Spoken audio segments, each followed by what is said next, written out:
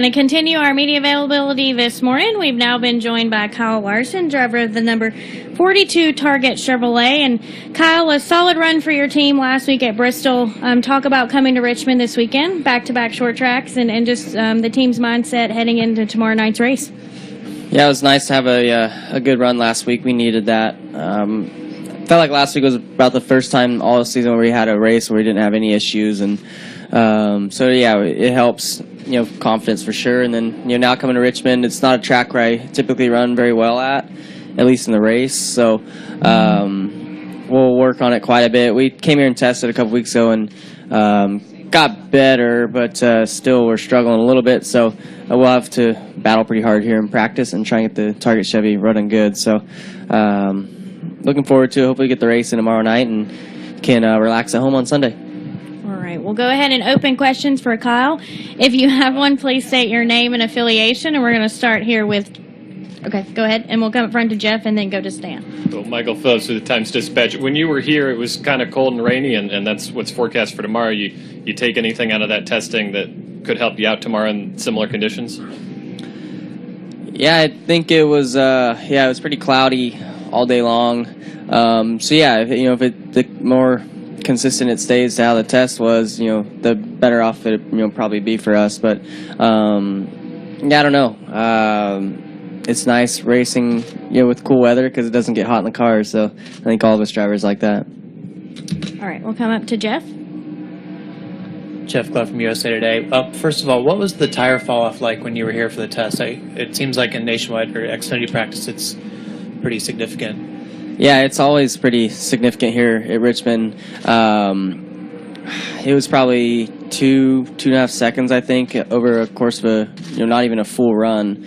What I was doing at the test, and off of 4 gets extremely slick. Off at both ends gets extremely slick. Especially in the Cup car, you won't even be wide open by the time you get to the flag stand. So you're pedaling it quite a ways, and then off at 2, how the banking falls off really quick. It's easy to lose your car there. So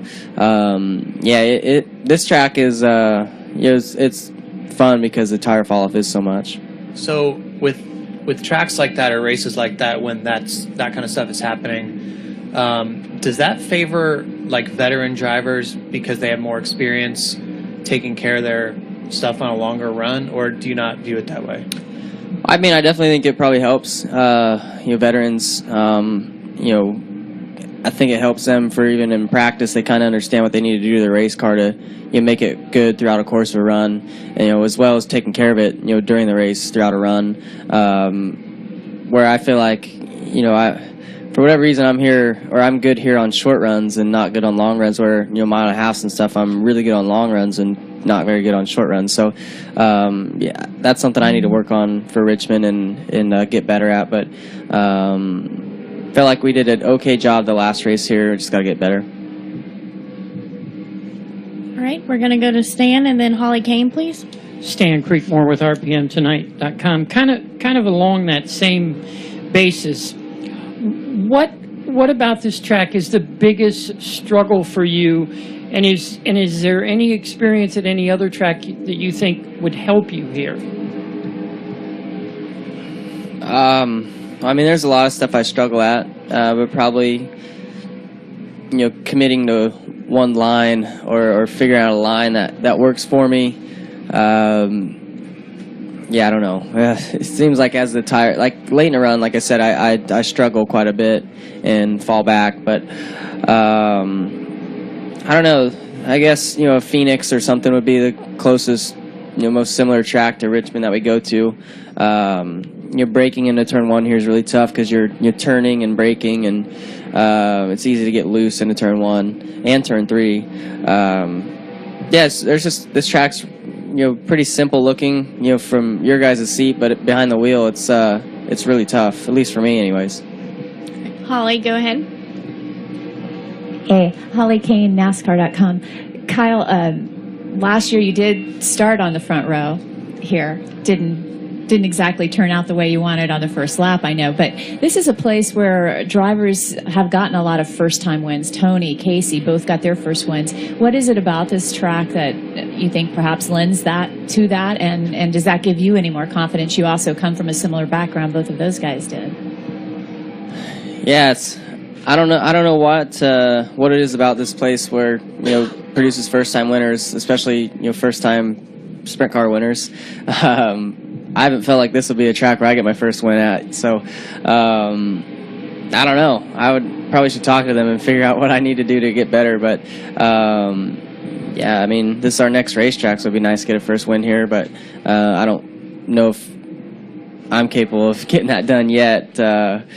It's things that have to fall our way perfectly to get that done. But yeah, I mean, seeing that those two both got their first wins here does give me a little bit more optimism, I guess, of maybe getting it done. But we'll see. All right, we're going to go to the affiliates in the back, and then we'll come up front to Claire. Go ahead. Kyle, back here, Sean Robertson, CBS 6 here in Richmond. Back to the weather forecast. I know we were calling for rain. How does that change your strategy and or mood when it does rain during the course of the race like Bristol last week? Yeah, so it'll definitely rain at some point, I think. And when this place gets the rubber washed off it's really, really fast for a little bit. But then it wears out tires quicker. So you got to think about that kind of stuff. I'm sure we'll have a competition caution at some point. So you have to be patient at the beginning of the race. And the track will change, the whole bunch throughout the whole race. And I hope we can get the full race in without having to take any breaks like we did last week. But as long as we can get it in sometime Saturday night, we'll be happy. All right, go ahead. Kyle, Mark Davis, NBC 12 here in Richmond. Just curious how far you think you've come since last year at this time, how you've matured, how you've progressed, how you've come along as a driver. Yeah, I think I've gotten a little bit better. I guess more mature behind the wheel. Maybe understand what I need in the race car a little bit better. I think all around just a little bit better. I don't know. This year's we've kind of struggled so far starting off, but I think we're getting even better now. So just got to keep working hard and trying and get even better. Come this time next year, even more. Claire, go ahead. Claire Beeline, Sirius XM NASCAR Radio. You were talking about braking and the lines on the track and learning the lines. All of that aside, how do you learn and talk about racing other drivers at this track and how a young driver learns to navigate just the racing around other drivers at a short track like this? Oh, I don't know. It's not too different than racing around other drivers at other tracks. You just got to time your runs a little bit, since it's slower corner speeds than say a mile and a half. But I don't know. It's no different really. Talking about bumping people or not taking somebody bumping you or not really moving people out of the way, but kind of getting that all down. I don't know. I don't know. You don't bump, or at least I haven't bumped or gotten bumped around here much yet. So, and I don't feel like you see many people do it a whole lot.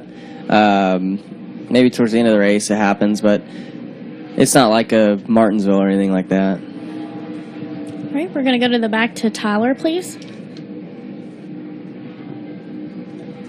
Hey, Kyle, Tyler Burnett, MRN. I'm not sure if you're aware of the infield party at Talladega, but what's the strangest or craziest thing you've seen in the infield at Talladega? Lots of stuff.